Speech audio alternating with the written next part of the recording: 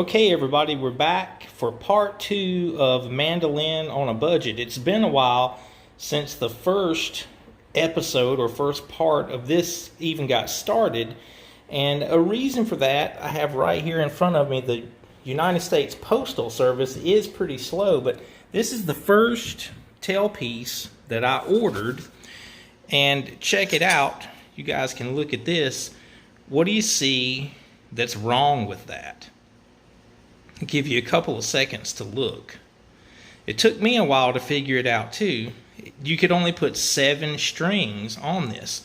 We have the 4 for the E and the A strings, but we don't have 4 places for the D and G strings to even hook up to the tailpiece. So even though it's Mandolin on a budget, we're going to insist on having 8 strings on this thing. And I don't know how to say this, but I would not recommend ordering one of those tailpieces. And I will admit, this was the cheapest one that I found on Amazon. Again, Mandolin on a budget, that's why I bought it. So you get what you pay for. This one is trash. I think it was $11. But here we have, I sent a text message to my friend Walter Johnson and asked him what he uses for tailpieces.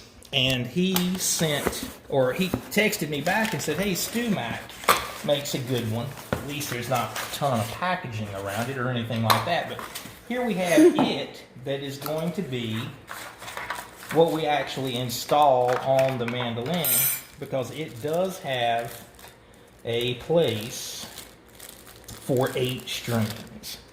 So there we go. You can see the difference now, where we have the 4 for the E and A's, and also 4 for the D and G strings. So, first things first, this is still in the same shape that it was the day that I got it. We're going to remove the strings. Most of you guys probably know how to do this already. As we finish this project up, I intend to do a video about restringing a mandolin. We're going to get a lot of mileage out of this little project. So I'm going to go through this and take off all of the strings. 2, 3.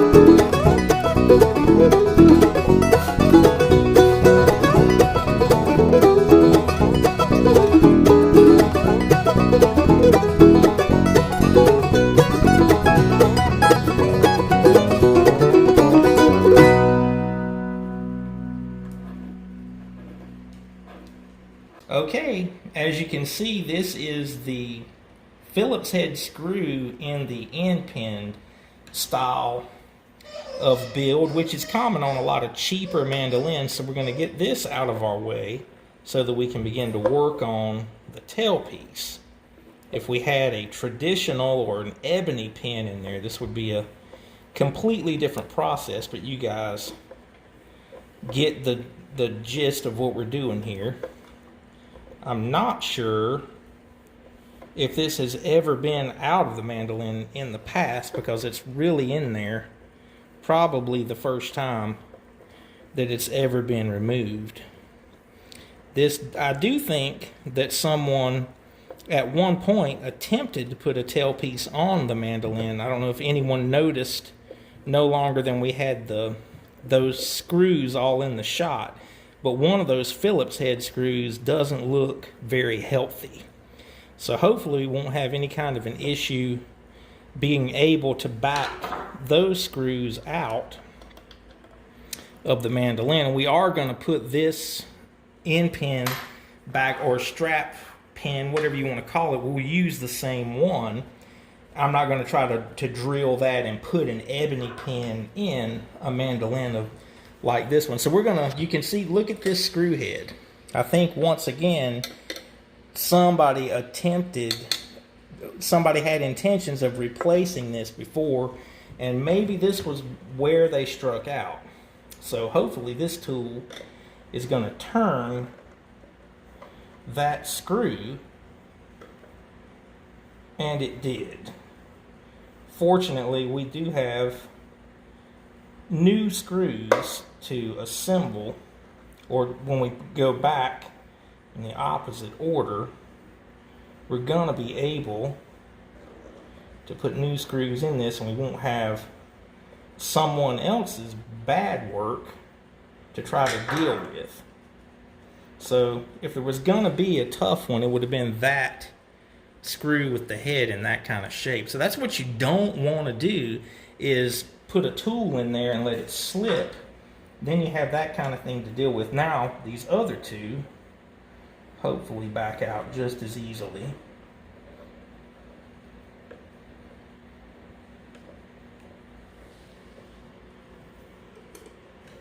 Another one there.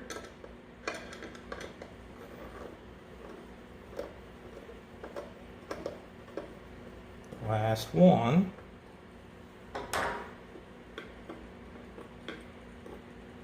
So there we go. The old tailpiece removed. Here comes the trick to see if these holes are going to line up exactly the same. My hunch is that they're not gonna.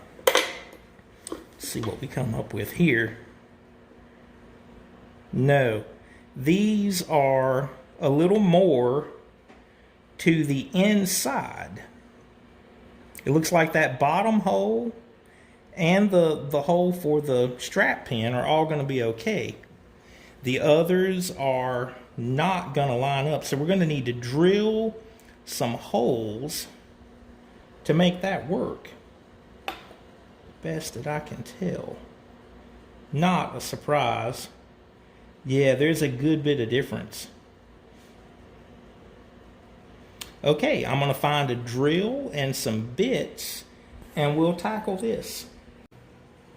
Okay, here's what I've discovered. There's just enough difference between these two sets, or these three sets of holes, that if I try to re-drill those two top holes, it's going to be so close to the original one that I'm afraid it's going to weaken the structure. And rather than try to fill those and re-drill it, I think I can just cheat and use the bottom hole here, the top one on that side, and just re-drill the one hole there. So that is going to be my plan of attack, and see if it works.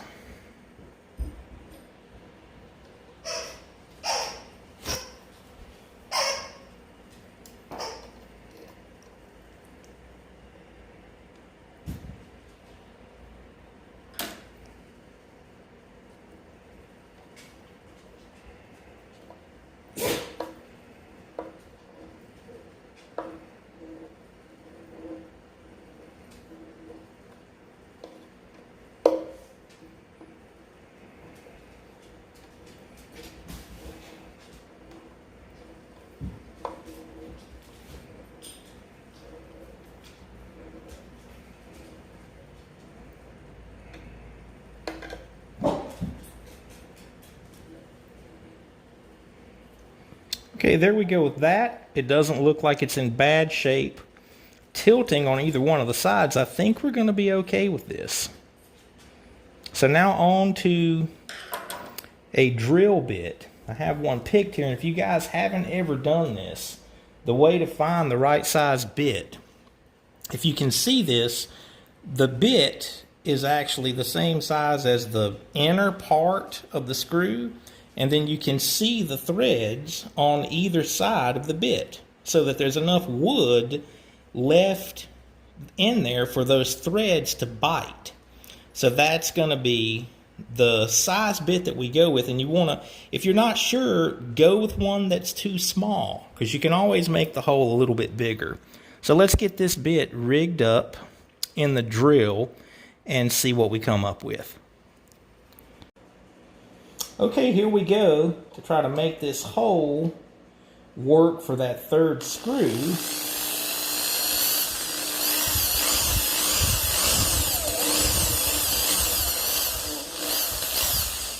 That felt pretty good.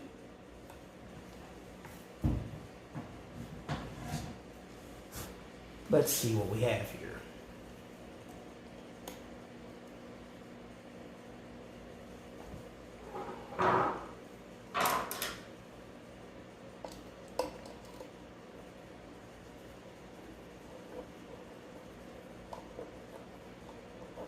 The trick with something like that is to try to run the bit as true as you can. I'm not exactly sure what the approach to this would have been if they were doing it in a real mandolin shop. But again, we are mandolin on a budget. And this is the kind of thing that you might not have, you may not ever picture yourself doing something like this to your instrument, but you just kind of have to jump in there and go for it. I'm fortunate to be from a background of people that had to kind of do things and take care of things on their own. So I'm thinking that this is all going to work and be okay.